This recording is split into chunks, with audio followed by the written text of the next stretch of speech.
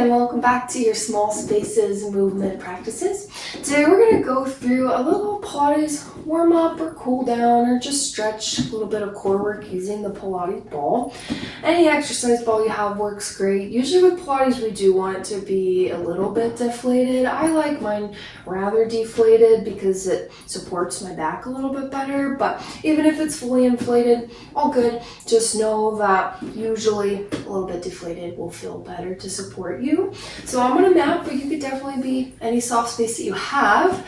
And we'll start with a stretch that will open the back, shoulders, and chest with that ball. So you'll take the ball to your upper back, exactly where on the upper back it sits. It's kind of up to you. Some days I like it higher, some days I like it lower. I don't really recommend lower than your shoulder blades. It's really about the upper back. So coming down, just the ball as you need to, and then hands behind your head to open yourself over the ball behind. If it doesn't feel like it's doing much, you can adjust the ball. Whenever we do work with the ball in my classes in person, I like to say if the ball doesn't feel right, it's probably not. So just adjust. And then as you're there, take a couple nice deep breaths, opening up the chest, shoulders, front body, back body.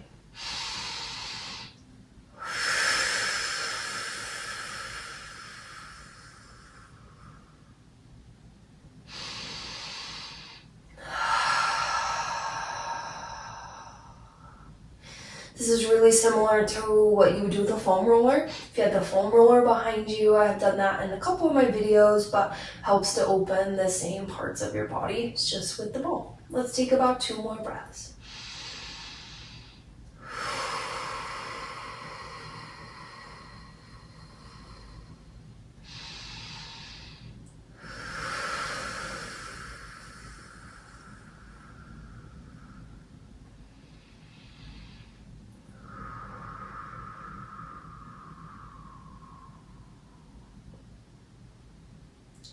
We'll slowly start to make our way off of the ball. You can sit yourself up, remove it, and then we'll meet down on our back.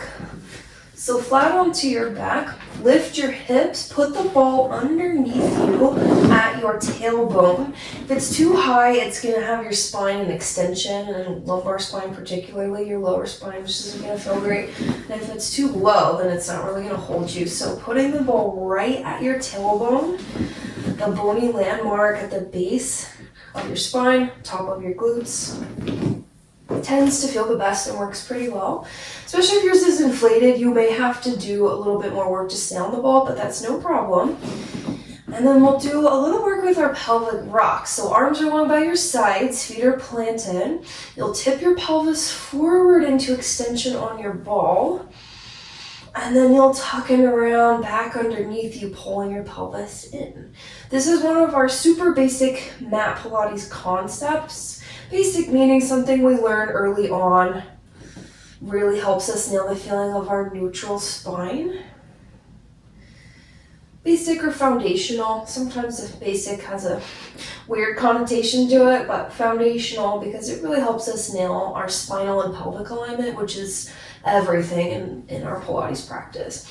I really do like to do it on the ball because it's something tactile that's moving underneath you, giving you some support and guidance as you do that rock. So if the ball's not really moving under you, maybe adjust it. Again, if it doesn't feel right, it's probably not. It should not hurt at all.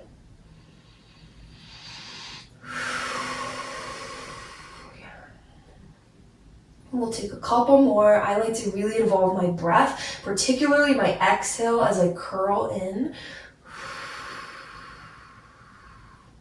Another reason I like to do this on the ball is because we have something underneath us and we're elevated. So particularly with your extension, your tip of your pelvis forward, you get a little bit of extra range of motion, more than flat on your back. Let's take one more. Good. And then you'll make your way into your pelvic lock. So now down towards your pubic bone is 12. Your right hip bone is 3. Towards your navel is 6. Your left hip bone is 9. Tip your pelvis forward to 12. Over to the right for 3. Under to 6. to the left for 9, back to 12. And you'll continue with that direction. So instead of tipping your pelvis forward and back, now you're just moving it in a circle. Same reasons that I like the ball here. It's something moving under you, gives you a little bit of guidance and assistance with your hips.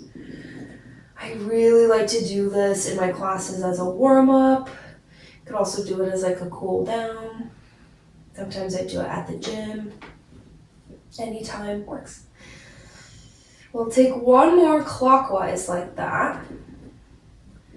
And then return back to center and you'll go counterclockwise. So 12 to the left for 9, under to 6, to the right for 3, back to 12.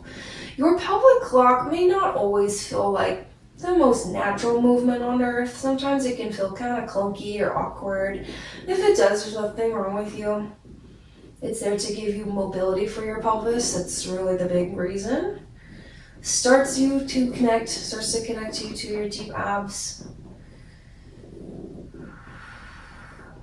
And also any manipulation of your pelvis out of your neutral further solidifies for your mind what your neutral does feel like. Sometimes it really helps to know what it's not. And we'll do about one more. Yeah. Come back to center, take a breath. Before we come off of this ball, we'll do a little ab warm up. We'll start with our single leg toe taps. I'm gonna make sure I have a little bit of space in front of me. Let's not kick my shelf. Small space life. Arms are along by your sides. Really actively plant through your palm, your forearm, your shoulder. Feel all of that press into the mat, broadening your collarbones, but also helping to support you as we come up onto the ball. Both legs will lift to tabletop. If your ball's more inflated, this will be a little bit more challenging, but really good core and spine stability work to stay on top of the ball. And we'll do a single leg toe tap first. So just the right leg will hinge down to the ground. It'll come up and then just the left.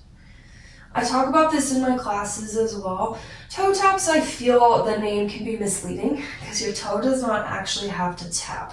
What we're really focused on in a toe tap, single or double, is how far away you can hinge your leg staying in that tabletop. So it's not straightening, it's a hip hinge. The leg is an accessory really. And you're seeing how far you can hinge it while keeping your abs and your neutral in. Some things that will tell you that you're not are a big push forward of your pelvis, a push up of your stomach actively. It's kind of like a little poof or a little pouch, and it's really not naturally how your body sits, I promise. It is an active push up when you do core work instead of sinking all of the exertion and breath into you. And it's really important. It allows you to maximize your core work, which is what we're here to do a lot of time with Pilates. So a couple more of your single leg toe taps, staying as steady on your ball as you can.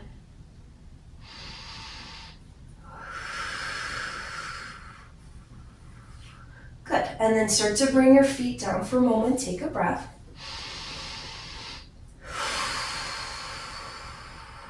And then last thing on top of the ball, we'll do a little bit of double leg toe taps. So both legs come back to tabletop.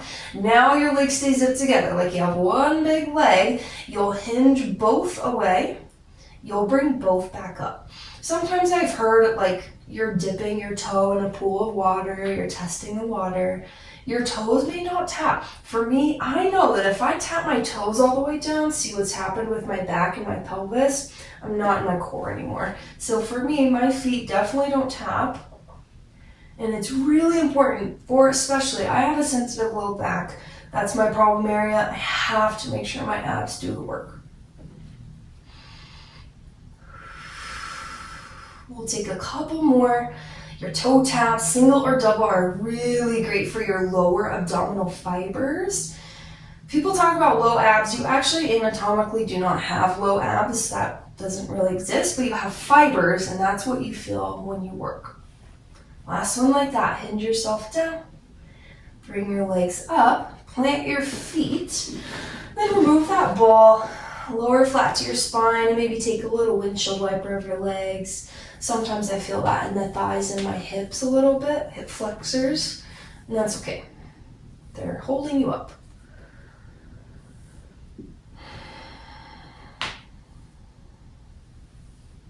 Alrighty, hug your knees into your chest. Carefully rock yourself up to a seat, and then we'll just do a little bit more. There's really so many things you can do with the ball on your mat work, but this is just a little short segment today. The ball will now go behind you at your lower back. So when it's there, it should hold you up like this in a flat spine now, and it shouldn't have your gaze like up to the ceiling. So if the ball is too high on your back, you're gonna be looking up. It should be as low as you can get it. And then once you put your weight back on it, it will stay and not roll away, particularly, again, if it's more inflated. And all we'll do first, reach your arms out long in front of you, knees bent, feet planted. You'll hinge back onto that ball, and then you'll rise back up. And that's all we'll do to start. You'll hinge, and then come up. We'll inhale as we go back. Exhale as we rise up. Continuing like this, your goals are to keep your spine so flat and hinged. What it would look like if we weren't is your chin starting to come to your chest. Like I really feel my low back on that ball as I do that. This way I do not. Your abs are really what pull you back up. Don't be afraid of a shake. It's not a weakness thing. That means it's going exactly where it should, and the abs are doing the work to pull you up and down. Mine always shake when I do this. I've heard it called earthquake abs before. I think that's pretty accurate. We'll do 2 more like that. Last one.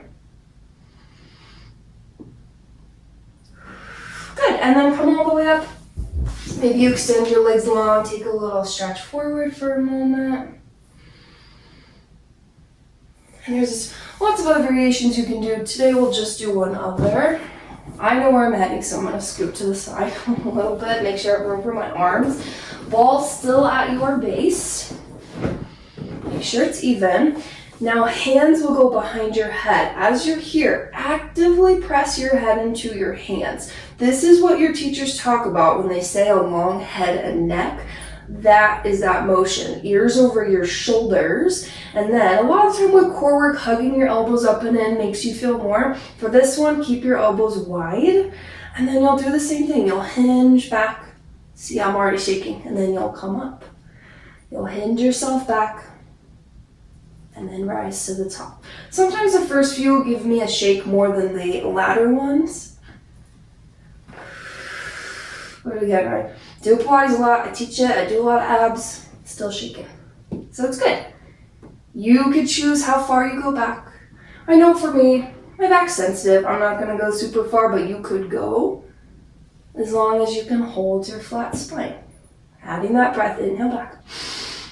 Exhale up. We'll take a couple more, letting your head be really heavy in your hands so you're not taking that work on your neck. Last 2. Good, last one. Fabulous, come on up. Take a little stretch forward. When I'm just looking for a little warm up, maybe I'll do it once or twice. When I'm near the end of like a workout at the gym and I want some abs, I'll do a couple variations. You can add twists, you can go side to side. There's really a lot you can do with this lovely ball. For today, we'll do one more thing. I'm gonna turn to face just so you can see. But this is your spine stretch with your ball. So take your legs out, and it's really not like your side straddle split. It's really more of a V. You're not looking to open as far as you can. Flex your feet, ball out in front of you. I really love this. It's mostly a stretch. There's a tad bit of work, but it's really about the stretch. So you're in your nice tall spine, feet are flexed. And then you'll curl to push that ball out, taking a forward fold, letting it assist you. Inhale as you rise up to the top. Exhale as you press back out. A few times like that, ball is assisting you and allowing your spine to stretch a little deeper. And lift to the top. There's a tad amount of work, as I said. It's your core really that's helping you to rise back up to your seat. But besides that, it should feel nice. Spine stretch is good for the underneath of your legs, mobility and motion for your spine. Joseph Pilates used to say you're only as old as your spine is mobile, or something to that effect. That's really true. You feel a lot younger when you have a good back. On this next one, the last one, you can press and hold and maybe stay for an extra breath.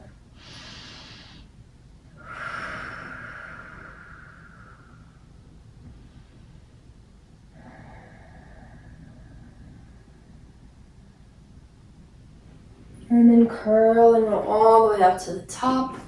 Set your ball to your side. Find a comfortable seat. Maybe take a nice deep breath. Good. And from here, you could add any other workout on. You could add a stretch. You could be done. All versions are welcome. I will see you next time. Thanks for being here.